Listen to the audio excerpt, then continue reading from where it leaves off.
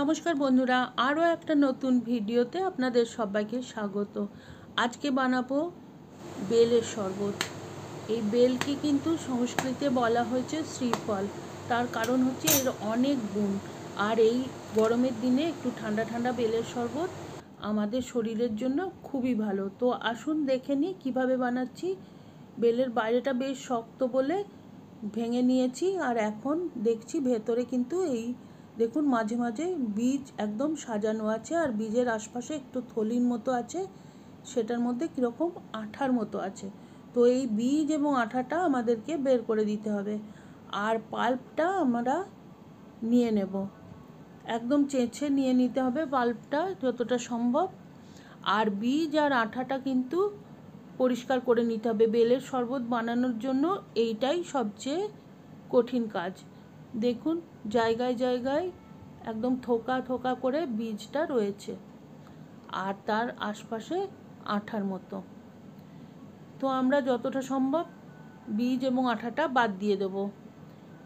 কিন্তু এরকম কোনো ব্যাপার নেই যে সমস্ত বীজ এবং আঠা বাদ দিতে হবে বা এটা থেকে গেলে শরীরের কোনো ক্ষতি হবে, সেরকম কিছু না। যতটা সম্ভব বাদ দিয়ে দেব, আর বাকিটা আমরা যখন পাল্পটা ছেঁকে নেব তখন নিজে নিজেই বাদ চলে যাবে। তো আমি বাদ দিয়ে নিয়েছি বীজ এবং আঠাটা। আর এখন পাল্পটার মধ্যে দিয়ে দিচ্ছি চিনি। এই চিনিটা কিন্তু আপনারা পরে পাল্পটা ছেঁকে নেওয়ার পরেও দিতে পারেন। আমি এখানে দিয়ে দিলাম, তার কারণ হচ্ছে পাল্পটা একটু জল দিয়ে নরম করে নেব, আর তার সাথে চিনিটাও গলে যাবে। পরে আর আমাদেরকে আলাদা করে চিনি দিতে হবে না। আর দেখুন আমার কিন্তু কিছু কিছু বীজ রয়ে গেছে, সেটা এখন হাতে ঠেকলে আমি এটাকে বার করে দেবো। আর একটুখানি জল দিয়ে পাল্পটাকে নরম করে নিচ্ছি যাতে করে ছাঁকতে সুবিধে হয়।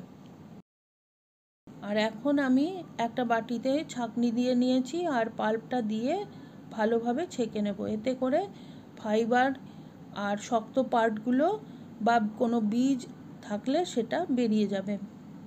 সমস্ত পাল্পটাই আমি ভালোভাবে ছেঁকে নিয়েছি। এখন একটু সামান্য জল দিয়ে পাল্পটা পুরোপুরি বের করে নেব। ওপরের যে অংশটা সেটা ফেলে দিতে হবে। আর নিচে যে পাল্পের অংশটা, এটা কিন্তু একদম শরবত বানানোর জন্য তৈরি। এটা এয়ারটাইট কন্টেনারে ভরে ফ্রিজের মধ্যে আপনি 2-3 দিন রেখেও দিতে পারবেন। আর এখন আমি শরবত বানিয়ে নিচ্ছি। এর জন্য নিয়েছি কাঁচের গ্লাস। গ্লাসের অর্ধেকটা আমি বেলের পাল্পটা দিয়ে দেবো, আর বাকি অর্ধেক আমি জল দিয়ে ভর্তি করে দেবো।